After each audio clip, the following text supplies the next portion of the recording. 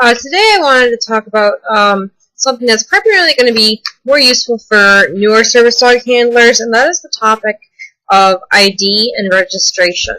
The Americans with Disabilities Act does not require you to register your dog anywhere, nor does it require you to have ID. It doesn't even require you to have a vest. Most legitimate teams will not carry identification. Some do for their own personal reasons, and that's their choice, but it's generally frowned on in the service dog community, and I'm going to explain why.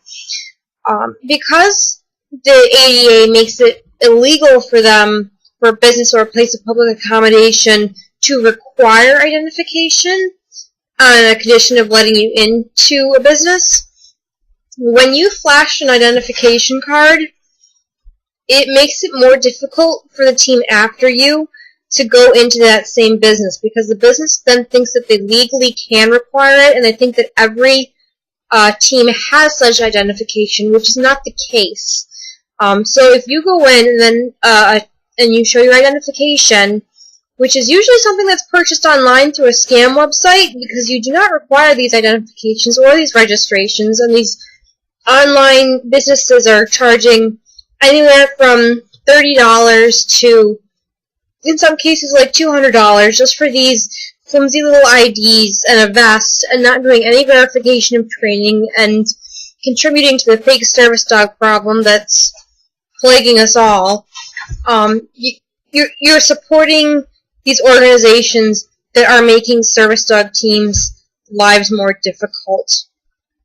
And just when you flash that ID, the next team who comes after you who doesn't have an ID is going to get hassled, because they're going to say, well, last team that came in, they had ID, why don't you have your ID? And then that person is going to have to explain the law, and they're going to have to explain why you showed ID, but they don't. And it becomes a big hassle for the team, and often leads to unneeded panic attacks in some cases. So what are some alternatives that you can use to identification? I have a couple of ones that I use. One of them is sorry. One of them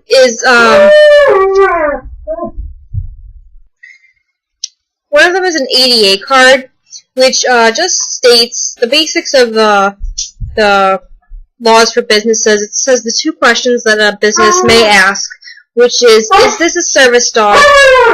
And what tasks does the service dog perform? It also specifies that businesses may not require special... The toy that's under the bed is always the most coveted toy.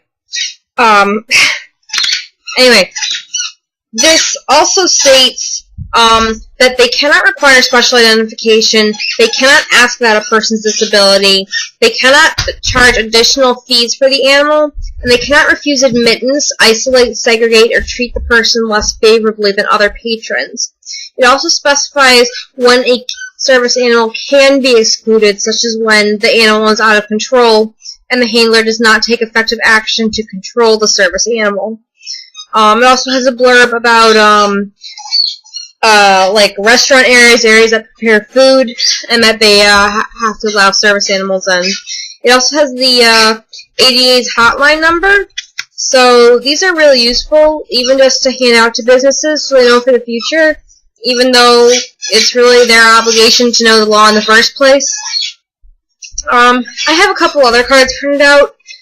One of them, it has a picture of my dog.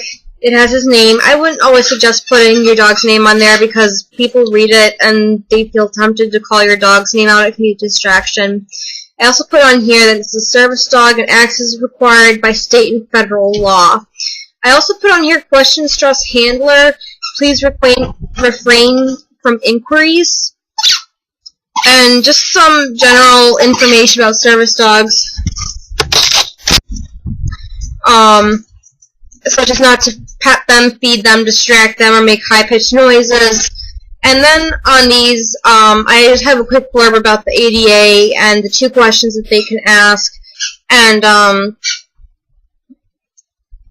just saying, please don't be offended if I don't have time to chat about my service dog today, because we get stopped a lot and asked a lot of questions. I have another card that is more of like an etiquette kind of card. And it has some information on invisible disabilities. I personally put down diabetes, epilepsy, and PTSD as examples of invisible disabilities. Not everyone is comfortable disclosing their medical problem. I also have an email that I created here for people to send questions if they have more questions about service dogs. And then I feel like I won't get barraged with questions every day. They can email it to that email address and I can answer it at my own time. I also link to pleasedon'tpetme.com, which has general information about service dogs. And I have a blurb about service dog etiquette, the do's and don'ts on the back. I have a larger postcard size one that I give to like organizations. I ordered like 500 of these, and I give out like a dozen, 2 dozen to places that have really bad service dog etiquette, so it's easier for businesses to help educate their employees so that they can give them out. And these say the basics of do not pet or talk to me, what a service dog is, why it's important that they're focused on their job, please don't be offended if she doesn't stop to chat. It has a blurb about invisible disabilities, not ask about medical conditions, that they have different gear, that they have downtime at home, please don't point at the handler or otherwise bring attention to us, please just ignore me. My handler has a right to have me accompany her because she needs me to and I am trained to. Blurb about there's no vest identification or anything you can buy to make your dog a service dog. I personally have a little blurb on here about being sensitive to touch and sound, so to please respect my personal space. And again, I have the link to pleasedon'tpetme.com and that email address I created.